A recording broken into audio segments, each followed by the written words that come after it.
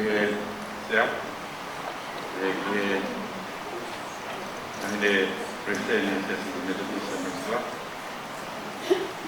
Ko kore ke a whakia e patapu o hupanga tu i homo lotu le lei. Ia mehe e ngā i patapu kato o whea me te tūnu. Ko hara e te ao whaki tua mamao ka tā ke kalamafua i whotu tū a e tangata i sea. Ko pingoa ko Ron Seston Waitok. Ia koe kulere mai me kanokolu a hau uiha ne iafu wawa. O go takaifala i maufanga, kolomotua, niua, pe mo e kolo i siamane o peke uilo e au. Ka kokore ki o koa ke katake o mea mai kui e maua toko ua pe na mahao mai o si ai kau koe mo matematonga.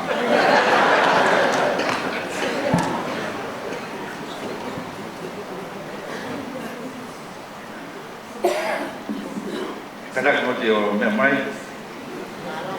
ke sio mai o family o ko saipei. Mara koe ko kuhoai ni ko similamo te waitohi koe ofi fine ni e tangata i whai kau marolo ko mamao atu ko Cliffy Quenso.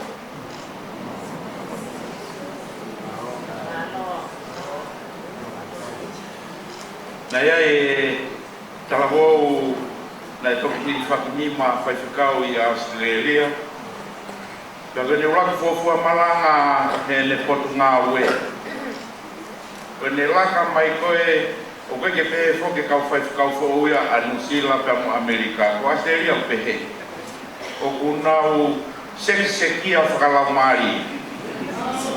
Ka kanau ka laka o ku ilonga. Kanau ka lea o ku ilonga. Ka kata mo koe ne oso ni whangima ne fuafua malanga. Koe ne mea mai o kai ke ne toka i mai hata. Lua i mo aru ke malanga pa koe tutua koe se sige kamata malanga. Sio hifo i whaifukau whao koe ni. O kai ke haue mo ne lai pepa malanga. Pea he holoa i pe ne malanga. O au ki he osi. Pea koe keresto e malanga ka lue koe ki tua koe whakaofai.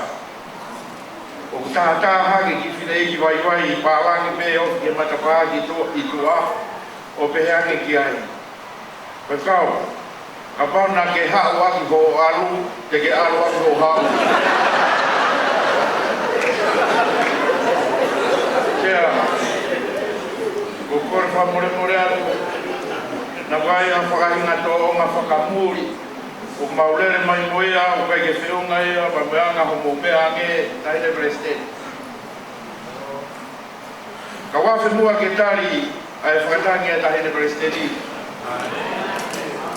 Taine presidente, koe tāma taua me he tā hāsa.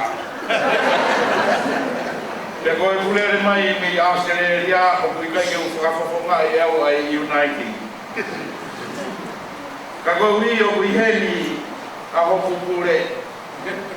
Tuko ke mao whai hawhi ngā pe whakawhamiri pe ia.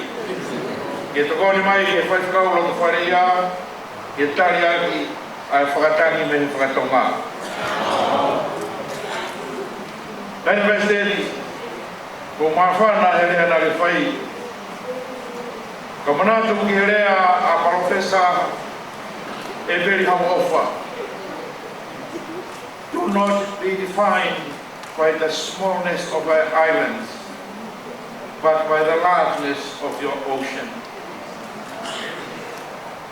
O koe ngā mea o tuku aki ki tau tōru o hui toi si ho tau motu. A mo whanau ngange i ngā hiwa o poni.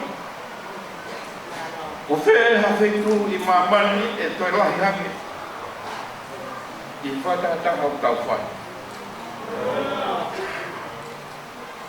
Ka whātātanga o tau whai, nai osi whaia e karaisi i e whunga kolosi i kāre pare. Panehanga o tuku mai ai misiona e whakatahataha ke te tautolu ai sisi. Mo o ki mamani o whawhangu e kakai ke nawa o ilo ku tau o sitaha ki tautolu. E ko whainga whakatahataha ko ku whau e he tangata e mo bete beia. E ko whainga whakatahataha ia o ku makatuunga he mea a au mo mea a aku ka kukai mo mea a e toa. E ko whakatahataha ko e na e whakatahataha ia ki tautolu he o tua. Na e whai aki a e whai lau lau o tū loto loto hono alo ai e fwoi toko tolu ko i kāre wale. Naka mau o tau whie maa a e whakatau katea a e tutupu mo mo ui whakataha tū loto loto ai a e whai lau lau. Pamanmano me e ngā kauhiwa e ki. Wai ho makitala e mo whanua. Ka pau e tau mau kita i ha whahinga mea. Whahinga whatongia. Pea pehepe ko toe whihia e kosi a mea. O tai maari e ngā koloalai hono whakawhatongia i a ki au e tangatai ki sea. Ko hi he whau toko taha pēna e lava mai nei Australia. Pea kou whihia lelei. E kou manatu me tala noa ai te malanga e kau whaiwhekau metodisi e toko wha. Koe taha mei Hawaii, taha mei Amerika, taha mei Australia, mo e taha i New Zealand. Pea nau whakakau kau tokua, ulahe tau nofo whare o te wai tau malanga. Tau ki o tau mata. Pena wato hona wakape o nau mawahe atu me matatahi. Toki whakatoka ngai hake. O kutuku e nau tau mata uia hone hone. Pea talange he whai whekau me dotisi koe me inusila. Nofo mutolu heni. Kau hifu au alo mai nau. Talange he kau whai whekau koe. Whai whekau. Eke mere mo. Talange he whai whekau inusila. Me na ko se anga amia. Ya no problema ki kau foi fekau ko o faka sio ai fa hinga anu ko ai foi fekau musika. Ko patun ko ai foi fekau musila. Tomanga tu sio kau foi fekau ko o anu pe ia he fokai tahi. Foki mai foi fekau musila. Hau be mai na yoni kai tu ko mo. La kosia ba e kau whai whekau muri. Hawaii, Amerika mo Australia. Pore mai tamata. Tuma ke wawa o mai monu. Ya hi forever ai whai whekau Australia. Siwa te whai whekau Amerika mo whai whekau Hawaii. Patu be mo whai whekau Australia ia rue atu he fukai tahi. Hau mai monu. A mai ki waka ngā roi pulu.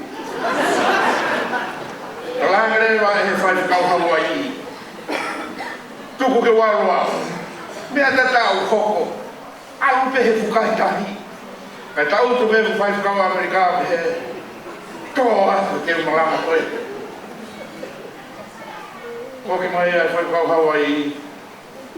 Koki mai na mai okto iai mo mea tahi. Na tōne o mai ha mea kakao. Dai whai whekau Amerika o. Tuke wawa. Koe patu pe koe a whai whekau Amerika puri.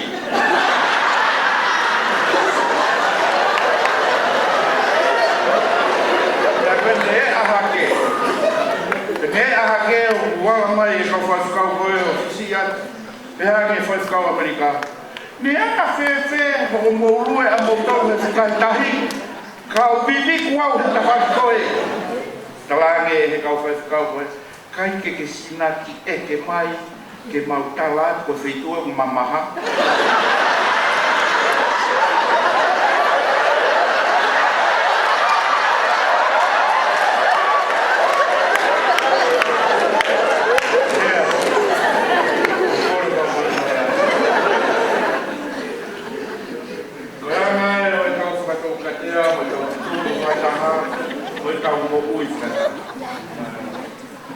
e ko iai ai korola ya pito lea mai mo e kau e mo nau ngahiroa e ko wao lawe ai i Nusilani. Pea ko seo hake ki e tokolahi koe kau tō ke tā mei Amerika ko whiwhia la. Ko pehe ko sai e taulotu.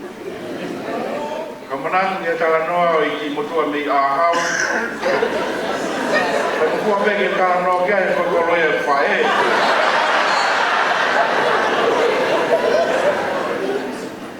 Te pelera ki atu hono whautua ki whare mahaki. Te kai ke maua taha ke whakatonu lea pia taha ki ao. Pai me kau, te lawa peo hau ke whamatala ai whaitoa goi kua mana ke whai pao talanga. Ia sai pe. Rere atu pa kumatangu tu whakataha pe. Pia mo tangata i ki koe pe mai. Kau ke heri ai. Pata kai. Kau kai ki ngā ue. Tangut. Asia me toke tā. Whamatala mai e lea. Ke u whakatonu lea iang ke tangata i āhau. Te koe su koe u whakamatala, o koe ke loto tangata i āhau ke u toi nofo au ai. E mai a kia te tokai kau. O ku ke toi toke tā po koe.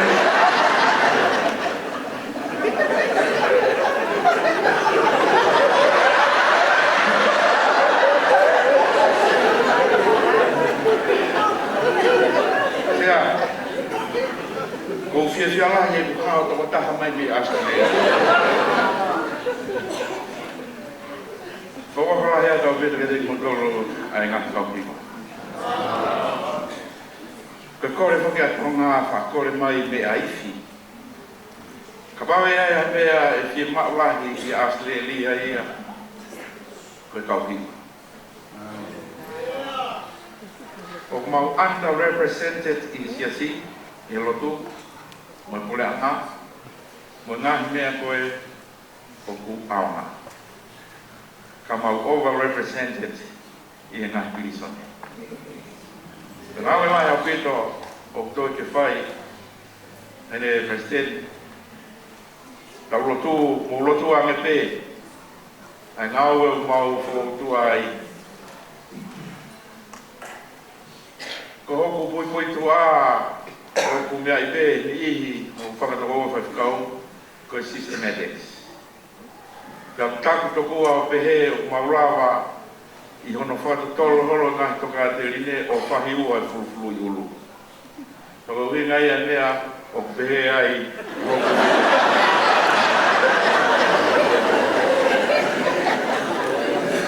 Hene mea tehi o kora hiatu koe. Ngā wala hi kusia hene. Da be ki he ngata istea. Pawea ka whahalama mai i whakau katea o e tau ka ha. Te whao o ongo whiawhia mai o kumau kei tangoto pe i whakatahataha nai whai whunga kolosi kāre mai. Te tōtōni ai he Sasi Uniting Church o Australia. We are on a journey to a promised end. Nea mai tau hei hala, kaku tau api ko pau. Te we whahinga whakakaukau koia. Will make us remain open i he whafo o whai he langa are maanga ni i hono sias. Te gai tere whakamafua e ke claim o kou maoni o nia ngeau i hataka. Te kou tono au ka hala hataka. Te koe kai ko unity. Ko unity e kono whataka ngai. My fulfillment comes from the other person. O praia ke te motoru i whakatamai, mai alo mai lau maari maari.